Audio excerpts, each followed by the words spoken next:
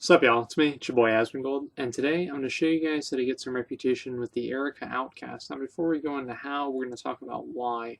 Now, the main place you can actually buy the stuff is in Storm Shield, or if you're Horde, it's in the other Horde place that's equivalent to Storm Shield.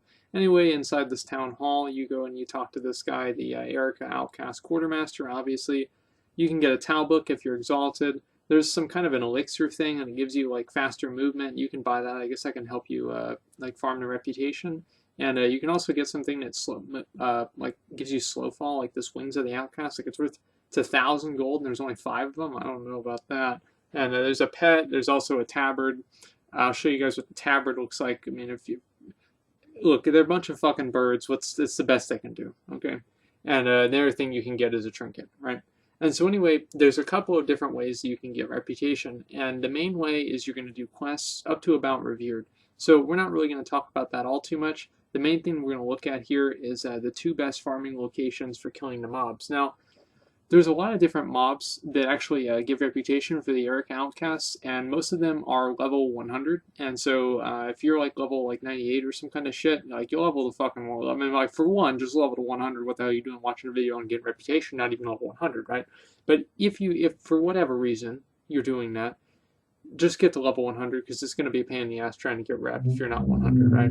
And so anyway, what you want to do here is you pretty much like this is one place here. It's like a upper Sketis, and what I'm doing here is you just pretty much run around and kill these different mobs. The Skyreach Dawnbreakers, you really want to focus on killing them as soon as you see them because they give you like I think it's like 17 reputation.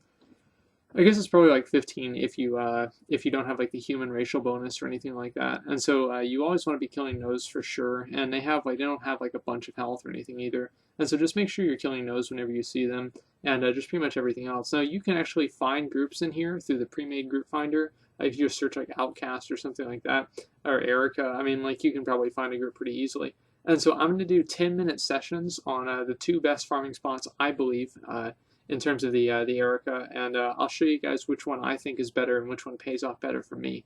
Now this group, I am in a raid, and so I get slightly less experience, but I think at the beginning of this, I had, I think it was like 1,300 or 1,400, somewhere around there, experience, or reputation, excuse me, and at the end of it, I think I'm going to have somewhere around, it's like 2,100, and so you can expect to get about, I don't know, like 700 to 900, I guess, like on average. I guess, I mean, you can probably do better than that depending on like what kind of group you're in and everything else.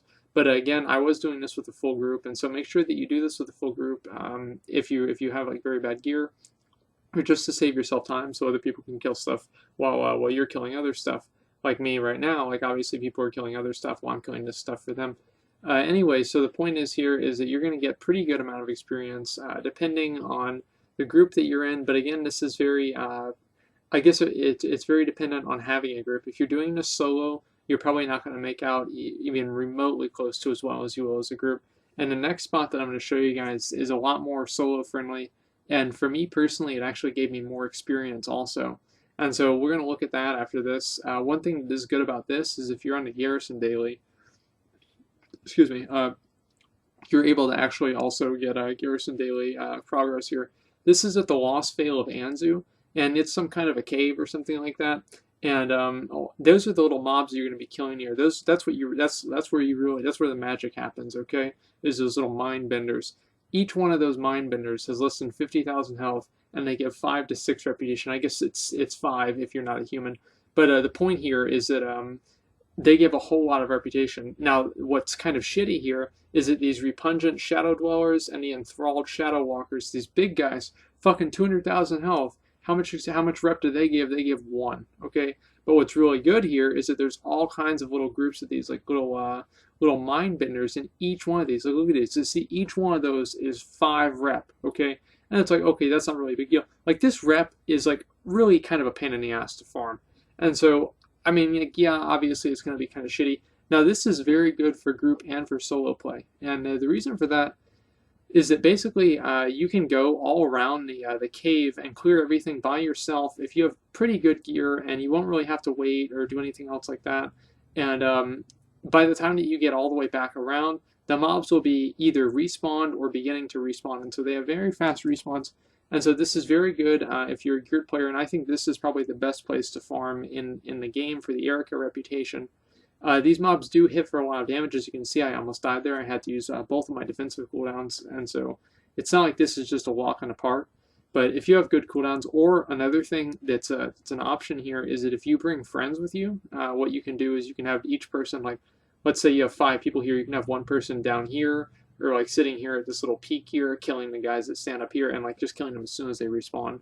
And so it's like minimal effort for basically the same reward, because you'll probably be in radius of each other to get the experience. And so this is definitely something, like, I've been like kind of doing this on and off. I think I've spent, I don't know, like probably not really that long farming this, but it probably won't take me like more than a few hours to get this reputation to Exalted. And one thing that I didn't mention earlier in this video, and that I should have, is that if you complete all of the quests in the Veil, not the Veil, the Spires of Arak that are related to the Tarot quest line, and you complete that, and then you also complete the what do you call it? This you get Exalted with the Arakkoa Outcasts. If you get both of those things, you'll gain a title, and that title is called the Talon King, or if you have a female character, it's a Talon Queen. And also, you can get a level 100 follower once you're, I think it's once you're either Exalted with the Arakkoa Outcasts, or also if you've done the, what do you call it, the quest. I'm not entirely sure with that, but basically, I mean, if you're getting Exalted with these guys, you've probably done all the quests. And so anyway, the point here is that you get a level 100 follower. I think it has like the cleave ability, so I think it's like extra powerful against like the minion swarms, because that's a little thing that looks like the Army of the Dead, and so that's pretty helpful to have. And also it's already level 100, and it's a blue, and so you only have to do a little bit of leveling to get it all the way up to 100. And see, here I am. I just completed my circle here, and the mobs are respawning just right on time. And I mean, like, Fury Warriors are very good at doing this, and so, because like we have very strong AoE, a Bladestorm, Ravager, everything else like that. And so yeah, of course, obviously, I'm gonna be farming this at a very quick speed. And so expect that if you're not a Fury Warrior or something else like that that's very geared, that this might take you a little bit longer, and you're never really going to have to sit and wait for respawns. And so as you can see, there are those guys over there. As I said before, don't really worry about the Shadow Dwellers. You pretty much just want to fight packs of them, and make sure that the packs have these like little groups of Mindbenders. And as you can see here, we're about 3 minutes in. And in a second here, I'm going to cut to about like 9.5 to 9 minutes in, and I'll show you guys the reputation that I gained in that time. And I'll show you guys why it's a lot better to farm here, in my opinion, than farm any other place, because again, this is a solo play, and so you don't have to wait for a group, you don't have to do anything like that. You can just come in here and do this all by yourself. Now, other people farm outside the cave, and I don't really think that that's a good idea, and the reason for that is I just don't think it's as high of rewards as farming inside the cave. However, farming outside the cave is a lot less I guess it's a lot less risky. Like, there's not really too much trouble, and you can heroic leap up there, which is pretty cool, and it saves a lot of time. And another thing that's just a little fun fact, but what this really comes down to is, as you can see, like, look how much reputation I've got already, and it's just 10 minutes. And so I think that this is a little bit better farming spot, especially if you have a group, because compared to, you know, how much I was getting in a full group, and then compare it to how much I'm getting just by myself. And so with a group, this will be even better. And so this is definitely something you should be doing. On top of that, make sure that you use your guild standard to increase your reputation gains. I think that's still a thing. Maybe it's not. I have no idea. But either way, do anything that you can to increase your reputation gains, because you're pretty much stationary here. And let me think. So yeah, you get the Talon King title, Talon Queen. You get the Talbot mount. And you also, like, another thing, I'm just right here because I wanted to show you guys here. This is one of the areas where you start picking up the quests. And so I'm not really going to go through the whole quest line, but basically, if there's a bird giving you a quest, you're going to get repped with the Arakkoa Outcasts. Just how it works. And if you turn in a quest on the Raven Lord, you get double reputation. No, you don't.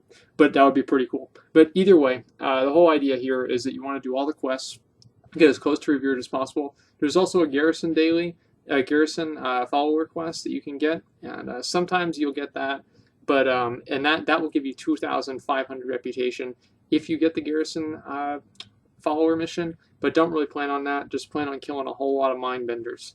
And so, guys, that's all it takes. Thanks for watching, and like, comment, subscribe.